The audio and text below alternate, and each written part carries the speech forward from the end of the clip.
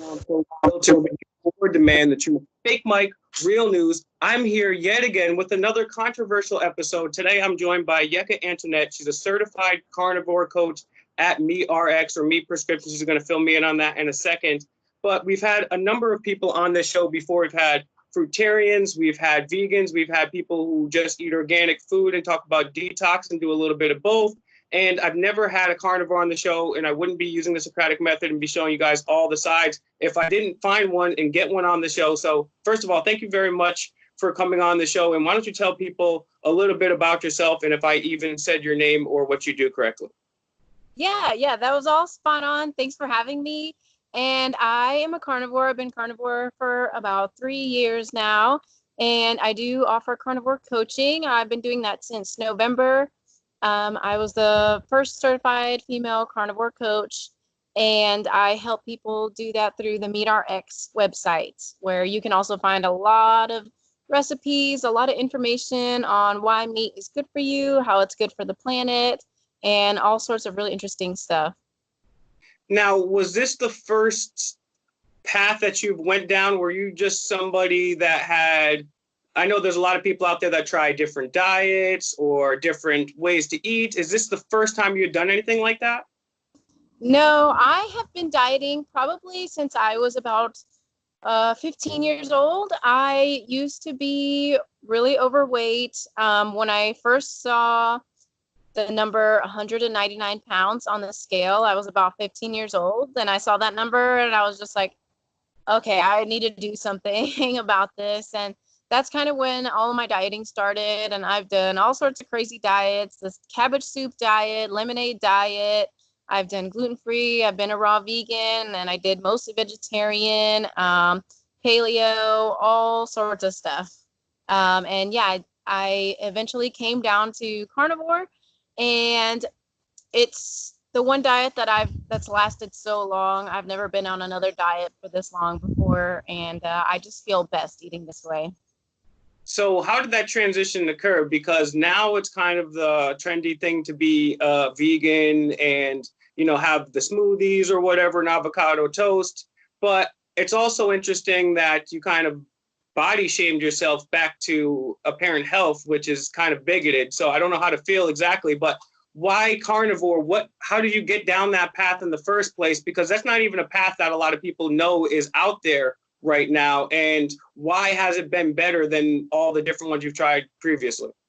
Right. Yeah, definitely. So even when I first heard about it, my friends told me about it, and my first initial thought was, what? That's so stupid. You know, you need fruits and vegetables to live. So let's be clear. Let's actually, let me interrupt you here, but so tell people what a carnivore is, because some people might think, they might not even know. So why don't you tell people what that is?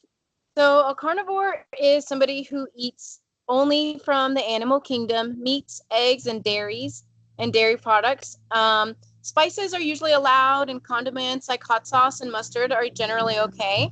And nowadays, I've seen a lot of different variations of carnivore, and they still consider themselves carnivore. So you could be eating 80 to 90% animal products and still allowing, you know, the occasional veggie, not every day, but, you know, maybe on special occasions or once a week. Or I'm a little bit more loose because I'm not as sensitive to a lot of foods. So I do mostly meat, eggs, and dairy, and I allow some herbs. I definitely do spices and fresh herbs. And then on the occasion, I will have certain vegetables. I'm still sensitive to a lot of stuff, but since I've been doing this for about 3 years, I've noticed that I'm not as sensitive to stuff that I was in the first year that I was eating this way. So I'm always trying to reintroduce other foods into my diet just because I do enjoy the way that they taste.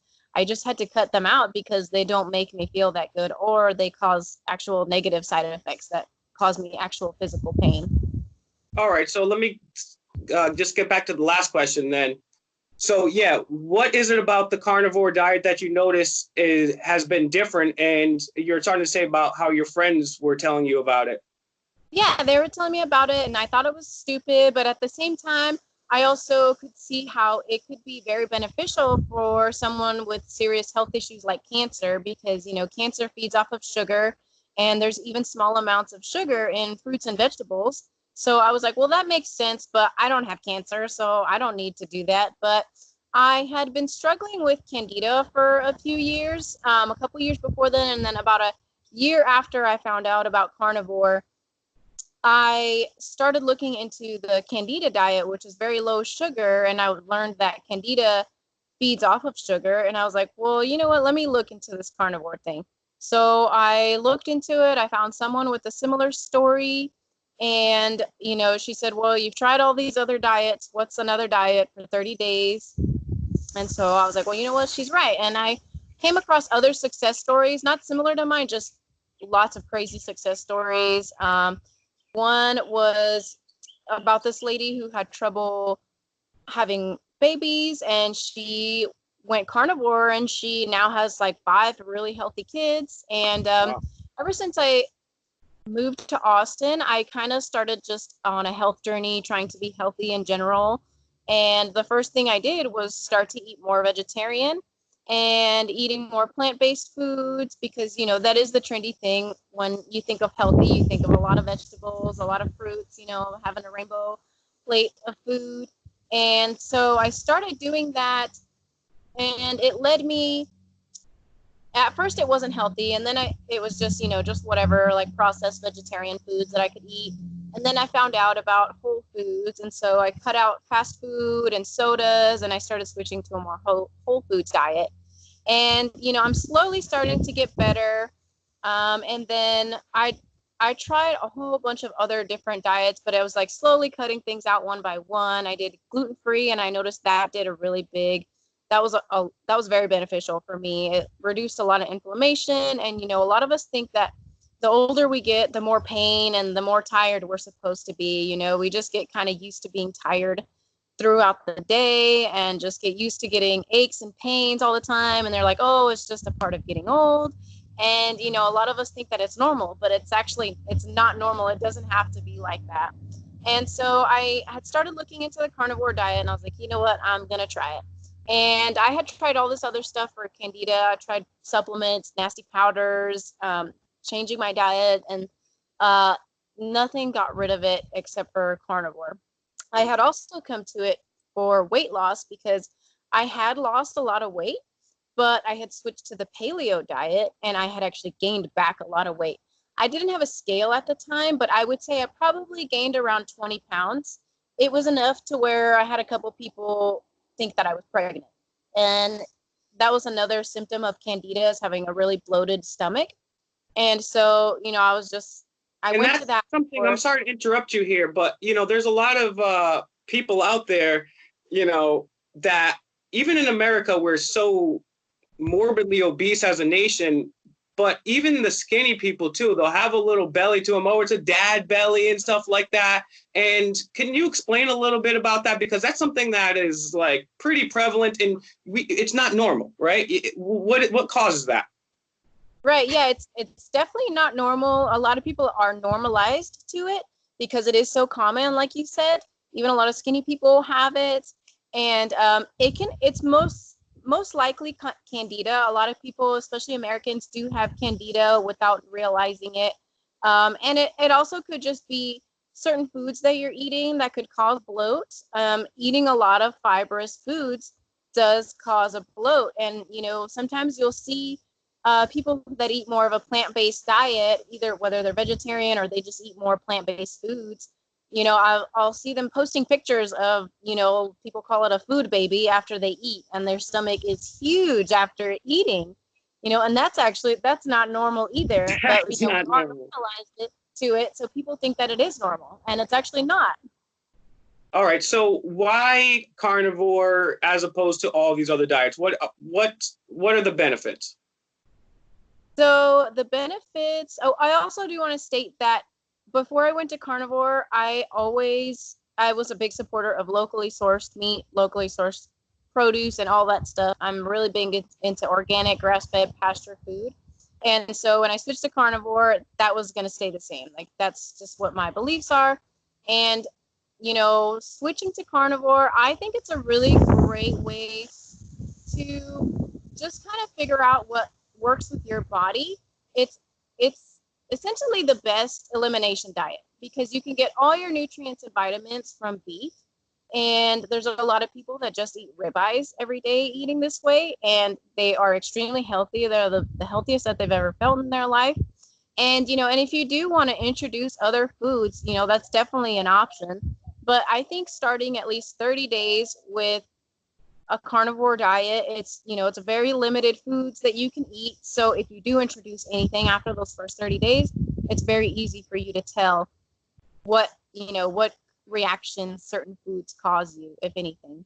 And another big reason why I love carnivore is, especially if you source locally sourced meat is actually regenerative for the earth, and it's actually better for the planet. It is a net carbon sink, and so, which is a big misconception. A lot of people don't realize that. They think that the cow farts are actually polluting the earth, and it's actually not. If you raise locally sourced meat for food, it's actually better for the planet. Actually, better for the planet than all the massive crops that we have across the country too, just for all the leftists out there. And I'm not a leftist or a right-wing person, as everybody except for probably her realizes, but yeah, that's the point here. It's actually probably more environmentally friendly. Yes, definitely. And especially if you have a rancher and you're sourcing all your beef, like I do, I source all my beef from one rancher. I get the same part, all the beef I get is from one cow. I get about a quarter cow beef a time, and and it's very minimal processing compared to a lot of plant-based foods, like especially all those vegan burgers and Beyond Meat.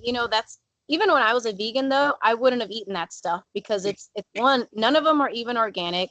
Two, they're highly processed foods, and and there's still a lot of inflammatory foods in them. And I had tried one of them before when I was carnivore, because my friend, she was a vegan, and I was like, what, let me try a little piece of it. I just want to see what the patty just tasted like. And by itself, it was disgusting. Like, I couldn't even eat any more of it. It didn't even taste good. But a lot of people don't realize that because they're not eating it by itself. They're eating it with all the other stuff on the burger and the bread and the cheese and the sauce and all that stuff. But it's literally just chemical slop. And, a lot of people don't realize how much more a lot of the vegan and vegetarian and plant-based foods, those are way more processed than just a piece of meat. Yeah, and on top of that, people like Bill Gates, who gave $2 million to Jeffrey Epstein after he raped children, are saying, don't worry, we're going to genetically modify crops for everybody, and that's going to be the way that we feed the future. So definitely going against that, I think, is in the right direction. And like you said, if people want to try it out, people try diets out all the time for 30 days. The worst that could happen is you don't like the diet. I did want to talk about this because there are a lot of different diets out there. And you talked about, I guess, right for your body, because there are people I've seen that have had success with an array of different things. I'm thinking, at least to me, mentally, like on that quantum level, when you actually commit, like, all right, I'm going to do something for my health, then you'll start to see success. You've been successful, and then now you found this. But what do you think? Do you think there's limitations in others? Do you think there's a different diet for a different body? What's your take on that whole thing? Yeah, so I definitely think everybody's body is different. And something that I've learned, especially with coaching, is that just one carnivore diet doesn't work for everybody. Like the basic, most simple way of the carnivore diet is eating just beef, salt, and drinking water. And that doesn't always work for everybody. Sometimes people have had issues with eating disorders, or they have other certain health issues where they might need to eat certain carnivore foods, or might have to supplement with certain things like magnesium and things like that. So I definitely think, and some people aren't as sick as others, and so they are able to handle some plant foods, So I definitely think everybody's body is different, but I definitely strongly believe that meat is a very nutrient dense food, no matter what, and anybody's body can handle it, unless you were bit by that one tick. That I've heard there's a tick that if you get bit by it, you can be allergic to meat, to red meat. And I heard it's temporary though. So, but that's the only time that I know somebody is actually allergic to meat. Other than that, anybody's body can handle it. It's very easily digested, and it digests way quicker than any other food. Now, if you combine it with other foods, that's a different story. But if you're eating meat alone with just some seasonings at most, your body's going to digest it in less than 2 hours for sure. Is there any particular way that carnivores prefer? Is it better to eat your meat, more raw, more well cooked? Is there any philosophies on that? There's not really philosophies. The main thing with the carnivore diet is that you just want to eat whatever meat that you enjoy and the way that you like it. And I've seen people like it all different ways, but the majority, I would say, like it rare or medium rare. There are some people that eat raw meat. I personally like raw meat every now and then, especially in the summertime. I just think it's really refreshing. I actually put a little bit of brown mustard or Dijon mustard, salt, and a little drizzle of balsamic vinegar, and it's so good. It's really good, especially in the summertime. But there's no way that says you have to eat it like this. We just really promote that you eat it the way that you like it. And if you like other different cuts too, just eat that. Or if you're craving something one day and you're craving something else another day, just eat what you enjoy. And that really makes it a lot easier to live that lifestyle. And finally, are there any misconceptions you want to clear up, or any common attacks you get from, vegans or other people that you might want to clarify or give a rebuttal to? Yeah, so there's a couple. The first one that comes to mind is, a lot of vegans will talk about, and this just goes with my personal beliefs, but a lot of vegans talk about, taking the life of an animal, and they say how wrong it is. But I honestly believe that plants are just as living as we are, if not more. I'll interrupt you here because I know I'll forget. I should have brought the article up. I'll source it underneath all your promotion here, but the scientists recently came out and said, yes, plants do have feelings too, and they do feel. So which life form are you picking over another for that one? Sorry. Exactly. Yeah, no, that's great. I would like to check that out too. But yeah, I totally believe it's true. And, they're just, kind of blind to that fact. And that's one thing, and then I'll state that to them when they say that to me, and then they just call me crazy. And that's when I stop arguing with them, because, you just, it's a waste of time mostly. A lot of vegans aren't very open-minded to having an open discussion about these things. And they just want to attack. From what I've seen on my Instagram page, I'll get vegan attacks every now and then, and usually I don't respond just because, it's usually pointless. I'll try to give them facts and send them to certain links, and they just don't read it, or they just refuse to believe it, is what happens most of the case. Either they don't read it or they just don't believe it. They just say it's not true. And so I'm like, oh, okay, there's nothing I can say to you that will make you change your mind, because obviously you're stuck in your beliefs. And that's one thing mostly. And then, a lot of them also, with the regenerative part about it, they just refuse to believe that sourcing locally sourced meat is actually better for the planet. They just want to believe what the mainstream media tells them. And it's just kind of pointless to argue with them. And so I just tell them, thank you, God bless, and throw them the peace sign as a response, just kind of kill them with kindness. And that usually really bothers them and makes them angry. Yeah, well, keep reaching out to people, because there are varying degrees. There are people, even just when you're witnessing the debate on social media, there are people that are looking at your responses too. And there are some people that you're never going to get through no matter what. I've had the same experience in my endeavors, but you always have, pick and choose your battles too, but don't ever give up, for sure. So what's the best place for people to reach you, donate to you, find your services, and be coached by you? Yeah, so I'm more on Instagram than anything. You can find me at Eat Meat Queen on Instagram, and I have all the links on my bio for coaching. I also sell carnivore apparel on Teespring. I put together a bunch of cool designs. I have shirts, I have cups, I have pillows, I have a whole bunch of really cool stuff. I think I even have some jewelry on there and some leggings. There's some pants there that are just covered in steaks. and a whole bunch of really cool, funny apparel. And also, I'm working. My coaching is on there as well, and you can just find all my links on my Instagram. And that's mostly where I'm at. That's where I Time spell promote. it out for everybody because people say I talk quickly, you talk a little quick too. So Yeah, so it's at Eat Meat Queen, EATMEATQUEEN. and that's going to be right here, the top thing in the description, and also the other parts that the services that you offer. I want to thank you for coming on. And also, it says right here, sciencetimes.com, December 18, 2019, group of scientists suggest that plants feel pain. Apparently, the debate is still out, but they're doing new science saying that they may actually do that. I really appreciate your time. Look forward to sharing with you again soon, and hopefully we can get you on maybe a debate with an open-minded vegan in the future. But I wish you guys all the best down there. Thank you very much. Thanks. Talk to you later. Bye. Have a good one.